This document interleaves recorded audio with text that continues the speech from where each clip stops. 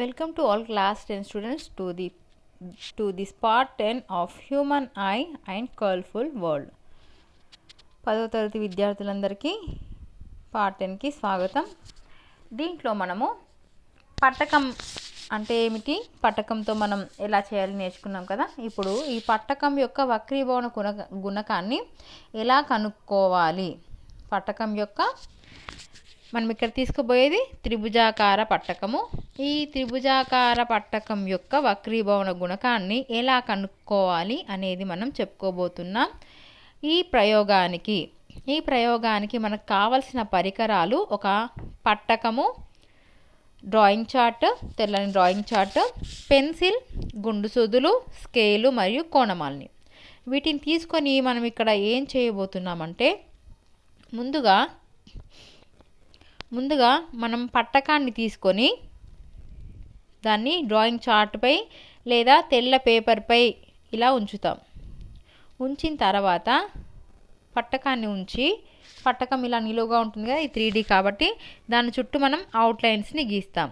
అంటే దాని చుట్టూ పెన్సిల్తో గీసి పట్టకాన్ని తీసేసినప్పుడు మనకి ఈ విధంగా వస్తుంది. ఇప్పుడు ఇదొక త్రిభుజం కాబట్టి ఈ త్రిభుజాలకి మనం PQR అని పేరు పెట్టుకుంటున్నాం. ఇప్పుడు ఈ త్రిభుజము సాధారణంగా సమబాహు త్రిభుజం ఉంటుంది, అంటే 3 భుజాలు కూడా సమానంగా ఉంటాయి. కాబట్టి ఈ 3 భుజాలు మీరు సమానమా కాదా తెలుసుకోవాలి అంటే మీరు కనుక మనకి PQ మధ్య కోణం, అంటే ఈ కోణాన్ని తీసుకున్నప్పుడు మనకి 60 డిగ్రీలుగా వస్తుంది. అంటే అప్పుడు అది సమబాహు త్రిభుజం అని మనకి తెలిసిపోతుంది. ఇప్పుడు మనం ఏం చేస్తామంటే, నేను కాస్త క్లియర్గా గీస్తాను, చూడండి, కాస్త జాగ్రత్తగా వినండి. ముందుగా మనం పట్టకాన్ని తీసుకొని తెల్లటి పేపర్పై ఉంచి దాని చుట్టూ గీసాం, పట్టకాన్ని తీసేసాం. పట్టకాన్ని తీసివేసినప్పుడు మనకి ఇలా త్రిభుజాకారంలో వస్తుంది. దీనికి మనం PQR అని పేరు పెట్టుకున్నాం. ఈ P వద్ద మనం కోణాన్ని చూసినట్టయితే మనకి 60 వస్తుంది. దీన్ని పక్కన ఉంచుకుందాం. ఇప్పుడు ఈ PQ దగ్గర, అంటే ఈ PQ భుజం ఏదైతే ఉందో ఈ PQ భుజం దగ్గర మనం ఏం చేస్తాం, ముందుగా ఒక లంబాన్ని గీస్తాం స్కేల్తో. ఈ లంబాన్ని గీసి ఈ లంబం నుంచి 30 డిగ్రీలు ఉండేటట్టుగా కోణమాలని సహాయంతో ఒక రేఖను గీసుకుంటాం. ఓకే, ఇప్పుడు ఈ రెండింటి మధ్య కోణం ఎంత, 30 డిగ్రీలు ఉండేటట్టుగా మనం తీసుకున్నాం. ఇప్పుడు ఇది మనకి పతన కిరణం అవుతుందన్నమాట. ఇప్పుడు ఏం చేస్తాం, ఈ పతన కిరణం పైన 2 గుండు పిన్నులు ఇక్కడ పెడతాం. మనం పెట్టిన తర్వాత మళ్ళీ దీనిపైన పట్టకాన్ని ఉంచి ఇటువైపు నుంచి, అంటే చూడండి, మనం గుండు పిన్నులు ఇక్కడ నిలువుగా గుచ్చాం. ఇప్పుడు ఇక్కడ మళ్ళీ పట్టకాన్ని ఉంచాం. ఇప్పుడు ఈ గుండు పిన్నుల్ని మనం ఇటువైపు నుంచి చూసినప్పుడు మనకి అవి ఎలా కనిపిస్తాయో ఆ లైన్ని మనం గీసుకోవాలి. సాధారణంగా ఇలా కనిపించాయి అనుకుందాం. అంటే మన గుండు పిన్నులు ఇక్కడ కనిపించాయి. సో లైన్ గీసుకుంటే మనకి ఈ విధంగా వచ్చింది. అప్పుడు మనం ఏం చేస్తాం, మరలా పట్టకాన్ని తీసివేసి ఏదైతే ఈ బహిర్గత కిరణం ఉందో దీనికి మనం లంబాన్ని గీసుకుంటాం. ఇప్పుడు ఈ రెండుటి మధ్య కోణమే మనకి బహిర్గత కోణం అవుతుంది. ఇది I1, ఇది I2. ఓకే, ఈ విధంగా I1, I2ని మనం గుర్తించాక మన పతన కిరణాన్ని పొడిగిస్తాం, మన బహిర్గత కిరణాన్ని పొడిగిస్తాం. ఎక్కడైతే ఇవి ఖండించుకున్నాయి అయిపోయింది. ఇప్పుడు ఈ రెండిటి మధ్య, అంటే ఈ 2 రేఖల మధ్య కోణాన్నే మనం D విచలన కోణం అంటాం. కాబట్టి ఇక్కడ మనకి D కూడా వస్తుంది. అంటే దీన్ని మనం ప్రయోగశాల కృత్యం కాబట్టి ఈ మూడింటిని మనం గుర్తించాలి. ఈ విధంగా నెక్స్ట్ ఏం చేస్తాం, మళ్ళీ ఇక్కడ 40 డిగ్రీస్తో ఇంకొక రేఖ గుర్తిస్తాం. మళ్ళీ ఇక్కడ మనం గుండు పిన్నులు ఉంచుతాం. మళ్ళీ పట్టకాన్ని పెట్టి అవి ఎక్కడి నుంచి కనిపిస్తున్నాయో గుండు పిన్నులు చూస్తాం. మళ్ళీ ఆ రేఖను తీసుకుంటాం. అక్కడ I2ను గుర్తిస్తాం, మళ్ళీ Dని గుర్తిస్తాం. ఈ విధంగా మనము ఈ 30, సో చూడండి, మనం దీంట్లో పతన కోణం ముందుగా 30 తీసుకున్నాం. 30 తీసుకున్నాం, 40 తీసుకున్నాం, 50 తీసుకున్నాం. ఈ విధంగా మనం ఒక 5-6 పరిశీలనలు చేసుకుంటాం.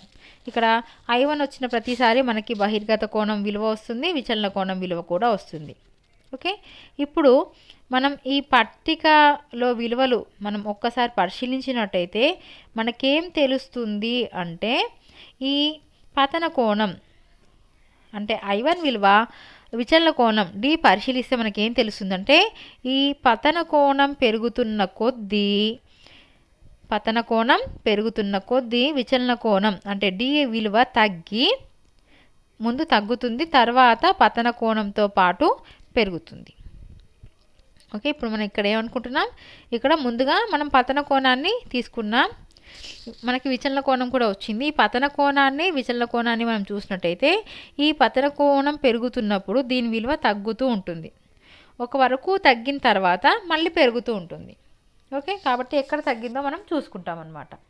మరి ఎక్కడ తగ్గిందో చూసుకొని మనం ఏం చేస్తామంటే ఇప్పుడు మనకు వచ్చిన ఈ పతన కోణం మరియు విచలన కోణం అంటే ఇక్కడ మనం x అక్షంపై పతన కోణాన్ని తీసుకున్నాం, y అక్షంపై విచలన కోణాన్ని తీసుకొని మనం ఒక గ్రాఫ్ గీస్తున్నాం. చూడండి, మనకి ఇక్కడ 30 ఉన్నప్పుడు ఇక్కడ 60, లేకపోతే ఇక్కడ 40 ఉన్నప్పుడు ఇంకా తగ్గింది 50, ఇక్కడ 40 ఉన్నప్పుడు ఇక్కడ 40 అనుకుందాం 40, తర్వాత ఇంకా పెరుగుతున్నప్పుడు మళ్ళీ ఏమైంది, ఇది మళ్ళీ పెరుగుతూ సో మనకి వక్రం చూడండి ఈ విధంగా వచ్చింది. అంటే ముందు తగ్గుతూ వచ్చి ఒక దగ్గర తగ్గిన తర్వాత మళ్ళీ పెరుగుతూ పోయింది.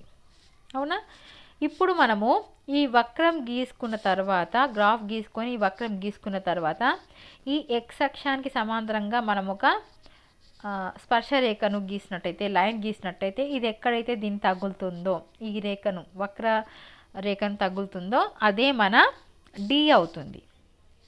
అయితే దీన్ని మనం ఇంకో రకంగా కూడా ఈజీగా గుర్తుపట్టవచ్చు. మనకు ఈ D ఎక్కడ ఉంటుందంటే I1 I2 అక్కడ సమానంగా ఉంటాయి. ఇందాక మనం పట్టికలో I1 I2 D 3 వేసుకున్నాం కదా, ఈ I1 I2 ఎక్కడైతే సమానంగా ఉంటాయో అక్కడే మనకు D అనేది కనిష్టంగా అంటే చిన్నదిగా ఉంటుంది, అంటే చిన్న విలువ ఉంటుంది, అదే మన బిగ్ D అవుతుంది. మరి ఈ బిగ్ D ఎందుకు అంటే మనకి ఈ స్పర్శరేఖ y అక్షాన్ని ఖండించే బిందువు వద్ద విచలన కోణం విలువ ఏదైతే ఉందో దీన్ని మనం కనిష్ట విచలన కోణము బిగ్ D అంటున్నాం. అంటే విచలన కోణాన్ని మనం స్మాల్ dతో గుర్తించాం, ఇక్కడ కనిష్ట విచలన కోణాన్ని బిగ్ Dతో గుర్తిస్తున్నాం. ఈ బిగ్ Dతో మనం ఏం చేస్తామంటే ఇక్కడ మనకి కొన్ని విషయాలు మనం ఇక్కడ తెలుసుకోవాలి. చూడండి, ఇక్కడ మనకి ఇలా వచ్చిన పతన కోణంతో మనం మళ్ళీ ప్రయోగం చేసిన బహిర్గత కోణం విలువ పతన కోణానికి సమానంగా ఉంటుంది, అంటే I1 I2 ఉంటుంది. ఇలా కూడా మనం గమనించవచ్చు. ఇలా కనుక్కున్న తర్వాత మనకిప్పుడు ఏ తెలుసు, అది సమబాహు త్రిభుజం కాబట్టి 60 ఉంది అనుకున్నాం. ఇక్కడ D కూడా మనకు వచ్చింది. ఇప్పుడు ఈ రెండిటి ద్వారా మనం ఈ సూత్రాన్ని ఉపయోగించి పట్టకం యొక్క వక్రీభవన గుణకం కనుక్కుంటాం. అంటే ఇక్కడ పట్టకం యొక్క వక్రీభవన గుణకం n sin a+d/2 sin a/2. Okay, ఈ సూత్రంలో వేసి మనము విలువ కనుక్కుంటాం. మరి మనం ఒక ఎగ్జాంపుల్తో ఏ విధంగా కనుక్కుంటాం అనేది చూద్దాం. ఇక్కడ ముందుగా మనకి ఒక ఎగ్జాంపుల్ ఇచ్చారు. ఈ ఎగ్జాంపుల్లో పట్టక కోణం 60 డిగ్రీలు, కనిష్ట విచలన కోణం D 30 డిగ్రీలు. ఓకే, అంటే A 60 డిగ్రీలు, D 30 డిగ్రీలు. సో మన సూత్రం sin a+d/2 sin a/2. So n sin 60 + 30/2 sin 60/2. So sin 60 + 30 90/2 and this is 60/2. So 90/2 45, 60/2 30. So sin 45 విలువ 1/√2 అండ్ sin 30 విలువ 1/2. ఇవి మనకి మ్యాథ్స్లో సైన్ పట్టిక ఉంటుంది కదా, వాటి నుంచి మనకు వస్తాయి త్రికోణమితిలో. సో ఇక్కడ 1/√2 × 2/1. ఓకే, సో మనకి ఇక్కడ ఏమవుతుంది, 2 అంటే మనం √2 × √2గా రాయొచ్చు. సో √2 క్యాన్సిల్ అయింది, మనకి మిగిలింది √2. సో మనకి ఇచ్చిన పట్టకం యొక్క వక్రీభవనం అంటే ఆ పదార్థం యొక్క వక్రీభవన గుణకం ఎంత, n = √2. ఈ విధంగా మనం పట్టకం యొక్క వక్రీభవన గుణకాన్ని కనుక్కుంటాం ఈ ప్రయోగశాల కృత్యం ద్వారా.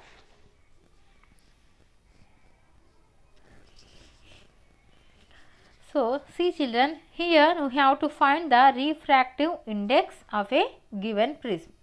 So first of all, what we have to do? First of all, what material required to this lab activity? The material required for this lab activity is a prism, one prism and piece of white paper and pencil, pins, scale and protractor. So by this, how you do this? First of all, take the prism and place it on a white paper or white chart and draw the base of the prism on the white paper like this. After that, remove the prism and name this triangle as PQR, and this angle P is nothing but A.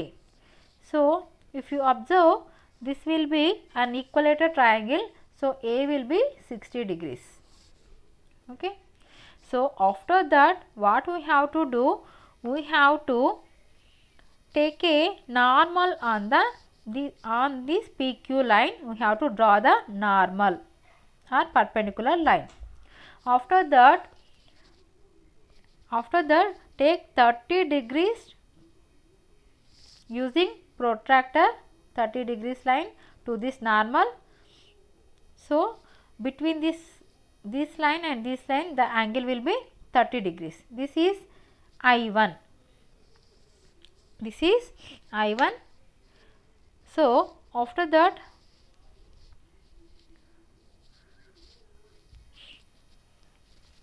this 30 degrees line, this line denotes the incidence ray. So on this incident ray, we have to place 2 pins. Here we have to place 2 pins here. After that, again put the prism in this place and watch these 2 pins. Here 2 pins are there. Watch these 2 pins from this side, PR side. So if you observe, you can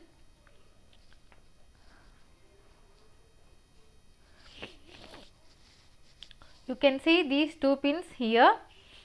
So here we have to fix another 2 pins in the same line of these 2 pins. After that, take that pins and join these 2 lines like this. Now remove the prism again and now draw the normal to at this point. Find this angle. This is I2. So here we find I1. I1 we take the 30 as 30 and we have to find I2. After that, join these 2 lines, incident ray and emerging ray. So this angle is called deviation angle or angle of deviation. So like this, we have to find I2 and D. We have to take this observation in the table, in this given table. So in this table, we have to write first of all I1, 30, 40, 50 and so on, and we have to find I2, what is I2, and we have to find what is D. But in this lab activity, you have to observe some points that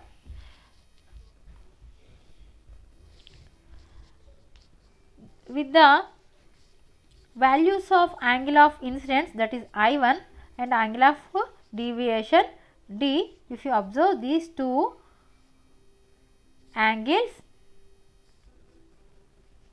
what we will find? We will find that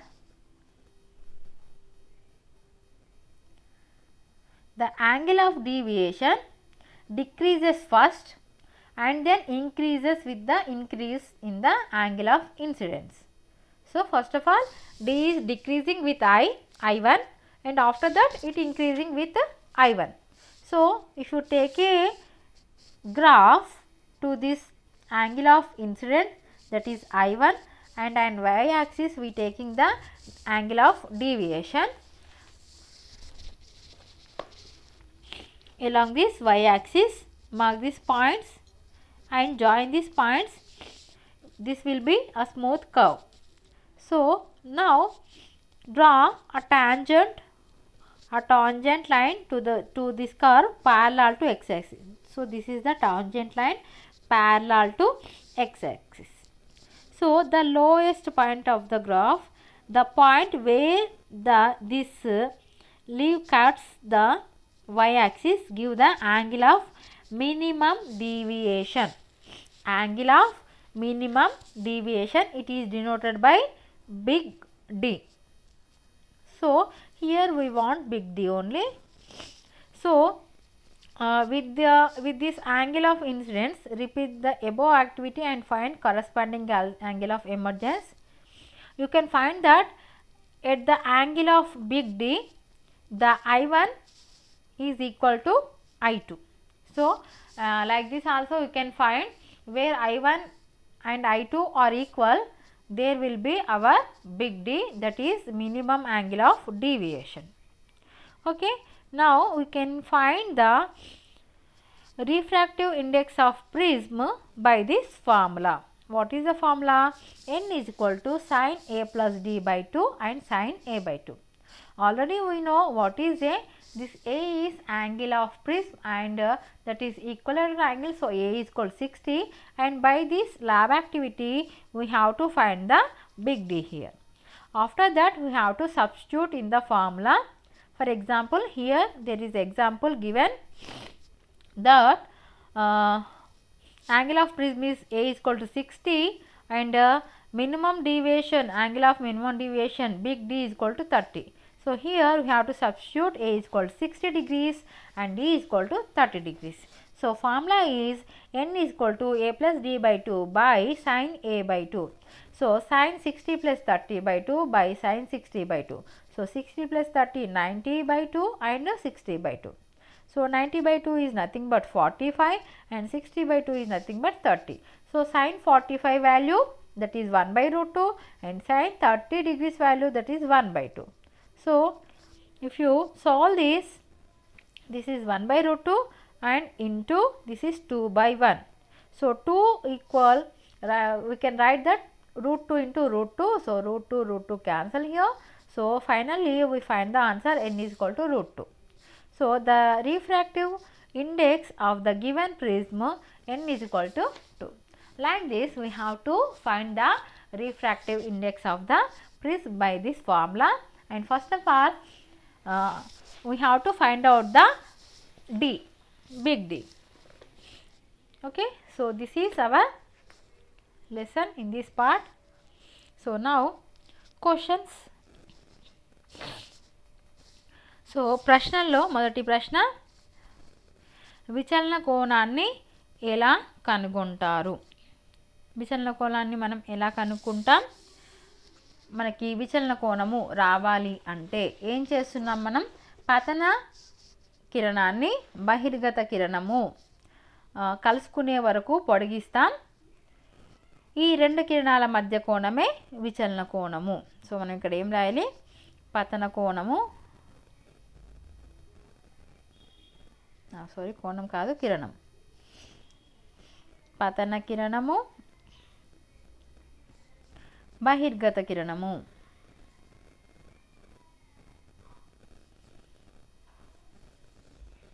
కలుసుకునే వరకు పొడిగించి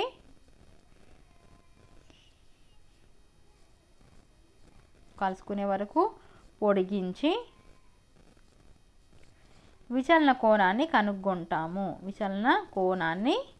కనుక్కుంటాము. Okay, ఇక్కడ మీకు అర్థం కాకపోతే మళ్ళీ నేను చదువుతున్నాను. పతన కిరణము, బహిర్గత కిరణము కలుసుకునే వరకు పొడిగించి విచలన కోణాన్ని కనుక్కుంటాం. సో మనకి విచలన కోణం రావాలంటే ఏం చేయాలి? పతన కిరణాన్ని, బహిర్గత కిరణాన్ని కలుసుకునే వరకు గీయాలి లేదా పొడిగించాలి. అప్పుడు మనకి వాటి రెండింటి మధ్య కోణమే దాన్ని మనం విచలన కోణం అంటాం. పట్టక వక్రీభవన గుణకాన్ని కనుక్కునే ప్రయోగానికి అవసరమైన పరికరాల జాబితా రాయండి. మనకి పట్టక వక్రీభవన గుణకాన్ని కనుక్కోవాలి అంటే ఏమేమి పరికరాలు అవసరం మనం చెప్పుకున్నాం, మళ్ళీ చెప్తున్నాను. ఒకటవది పట్టకం, రెండవది తెల్ల పేపర్, మూడవది పెన్సిల్, పిన్స్ పిన్నులు, అండ్ కోణమాలిని ఇది మనకు కావాల్సినవి. ఓకే, తర్వాత ప్రశ్న, పట్టక కోణం 60 డిగ్రీలు, పట్టక యొక్క కనిష్ట విచలన కోణం D 30 డిగ్రీలైన పట్టకం తయారీకి ఉపయోగించిన పదార్థ వక్రీభవన గుణకాన్ని కనుక్కోండి. ఓకే, ఇక్కడ మనకి ఆ ప్రాబ్లం సేమ్ ప్రాబ్లం మనకి ఇక్కడ ఉంది కాబట్టి చూడండి, దీన్నే మళ్ళీ చేయండి. సో ఇది మీ మూడో ప్రశ్నకి జవాబు. ఓకే, తర్వాత సో ఇక్కడ వరకు మీరు రాయాలి. ఓకే, ఇది మీ మూడో ప్రశ్నకి జవాబు. n=√2 మనకి ఆన్సర్ వచ్చింది. ఓకే, నేను ఇంగ్లీష్ మీడియం క్వశ్చన్స్ చూస్తాను. First question, how do you find the angle of deviation? So to find the angle of deviation we have to extend the incident and emergent ray till they meet, and we have to measure the angle between these two rays. So you have to write, we have to extend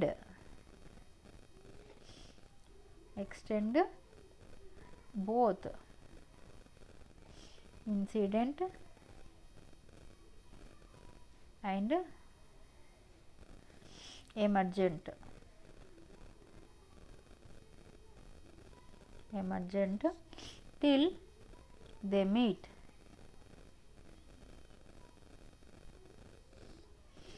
emergent till they meet.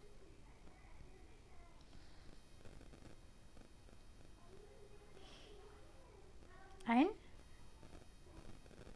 measure the angle between these two. Okay, like this you have to find. Again I am reading, we have to extend both incident and emergent till they meet and measure the angle between these two. Like this we have to find the angle of deviation. So angle of deviation is nothing but the angle between incident ray and emergent ray. So first of all we have to extend these two till they meet. After that we have to measure the angle between these two lines. And next, list the material required to perform the lab activity for finding the refractive index of a prism. So first of all, what material we require? First of all we want a prism. After that, white paper. After that, pencil, pins and protractor. So these are material required for this lab activity. Okay, next third one, a prism with angle A equals 60 degrees produce an angle of minimum deviation of 30 degrees. Find the refractive index of the material of the prism. So already we have this, so no need to solve this problem, already same problem is here. So from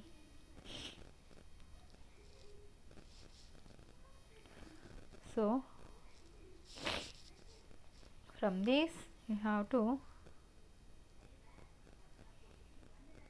take this. This is your third answer. Okay, next question.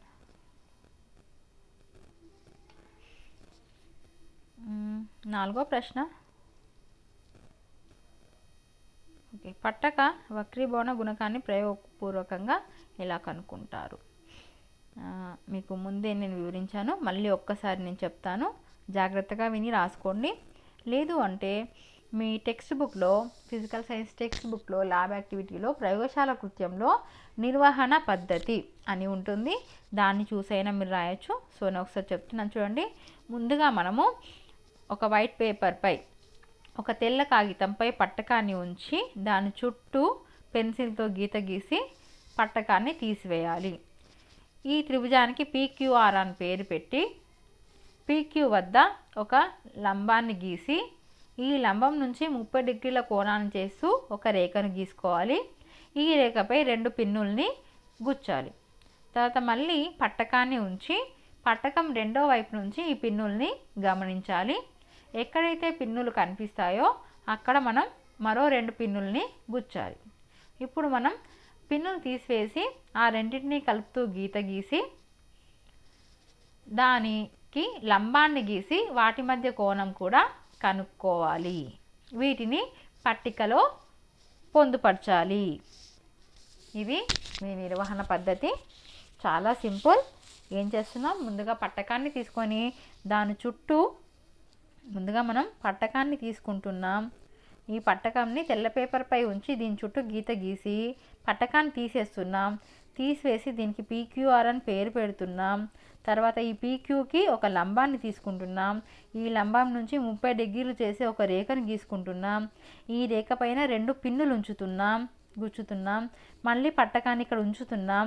దీన్ని PR వైపు నుంచి చూసి ఇంకో 2 పిన్నుల్ని గుచ్చుతున్నాం. తర్వాత పిన్నుల్ని ఈ పట్టకాన్ని తీసివేసి ఈ 2 పిన్నుల్ని కలుపుతూ రేఖ గీసుకుంటున్నాం. ఇప్పుడు దీనికి కూడా లంబాన్ని గీసి ఈ కోణాన్ని కూడా కనుక్కుంటున్నాం. ఇది I2 అవుతుంది, ఇది I1 అవుతుంది. ఈ 2 రేఖల్ని వెనక్కి పొడిగించి ఈ మధ్య కోణాన్ని కనుక్కుంటున్నాం, అది D అవుతుంది. ఈ విధంగా I1, I2, Dలను పట్టికలో రాస్తాం. ఇది మన ప్రయోగ నిర్వహణ పద్ధతి. ఓకే, చాలా సింపుల్. మీరు టెక్స్ట్ బుక్ చూసి కూడా పాయింట్స్ రాయొచ్చు.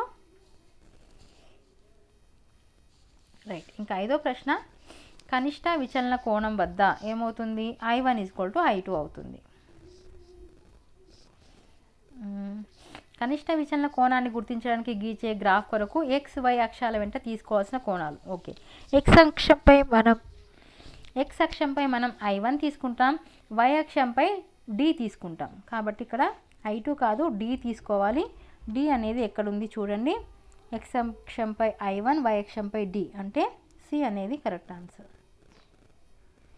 ఇంకా 7వది, 8వది. ఓకే, పట్టక కోణం A, కనిష్ట విచలన కోణం D అయితే N. సూత్రం మనకు తెలుసు. A = sin A + D/2 sin A/2. ఎక్కడుంది మనకి? ఓకే, Bలో ఉంది. So B correct answer. ఇంకా లాస్ట్ వన్. పతన కోణము విచలన కోణం మధ్య సంబంధము. పతన కోణం పెరిగితే విచలన కోణం పెరుగుతుంది కాదు. పతన కోణం పెరిగితే విచలన కోణం తగ్గుతుంది కాదు. పతన కోణం పెరుగుతున్నప్పుడు ముందు విచలన కోణం తగ్గి తర్వాత పతన కోణంతో పాటు పెరుగుతుంది. కాబట్టి C అనేది కరెక్ట్. ఓకే, ఇది తెలుగు మీడియం. ఓకే, ఇంగ్లీష్ మీడియంలో ఇంకో 2 క్వశ్చన్స్ ఉన్నాయి, చూద్దాం. So 4th question. How do you find experimentally the refractive index of material of a prism? So this answer you can write by in your textbook there is answer.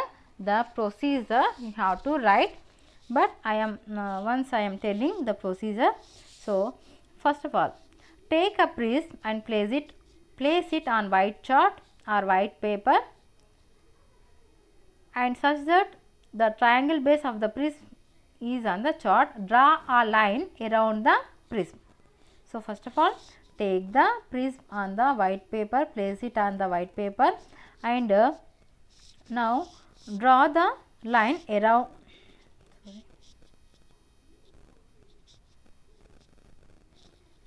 Draw the line around the prism using a pencil, and now remove the prism. Now name this triangle as PQR. Now draw a normal on the PQ. After that, take a line that making 30 degrees from this normal. Now place 2 pins on this 30 degrees ray. This is incident ray, so this is I1. After that, place the prism again on this in its position. Now fix 2 pins vertically on the lines at points A and B. So look for these images from this side, PR side, and fix another 2 pins here.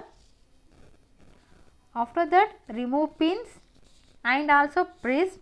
Now draw this line.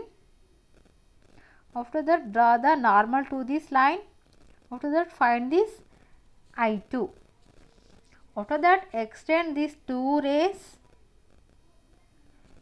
Where it is meet, find this angle. This is angle D. Like this, you have to find I1, I2 and D and write it in the table. Okay, so this is the procedure we have to write. Okay, very simple. First of all, we taking the prism and placing on the paper and drawing around it, the line drawing around it. After that, remove the prism, name it as PQR. After that, draw the normal to PQ and draw a line 30 degrees to that normal. After that, fix 2 pins on that incident ray and look at the images from PR and fix another 2 pins. Now remove the prism and pins also. Now join that 2 dots with a pencil and draw the normal and find the I2. After that, extend the incident ray and emerging ray and you can find the angle D also. Okay, this is the procedure. After that, fifth one, at angle of minimum deviation I1 is equal to I2. This is always true.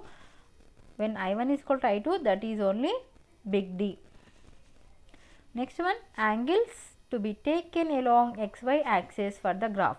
So on the X axis we have to take the I1 and on the Y axis we have to take the D. So where is that answer? X axis I1 and Y axis D. So C is your answer. Next one, seventh one, formula. So we have to refractive index formula of prism. Already know that n is equal to sin A plus D by 2 by sin A by 2. So B is your answer. Last one, the relation between angle of incident and angle of deviation. So first of all, the angle of deviation is decreases with angle of incident. After that, it will increases. So angle of deviation decreases first and then increases with the increase in the angle of incident. So C is your correct answer. Okay, if you like the video, share to your friends. అన్ని important 10th క్లాస్కి physical సైన్స్కి అవసరమైన అన్నీ చెప్పుకుంటున్నాం. So అన్ని worksheets మీకు కావాలి అంటే ఫస్ట్ ఆఫ్ ఆల్ ఛానల్ని సబ్స్క్రైబ్ చేయండి.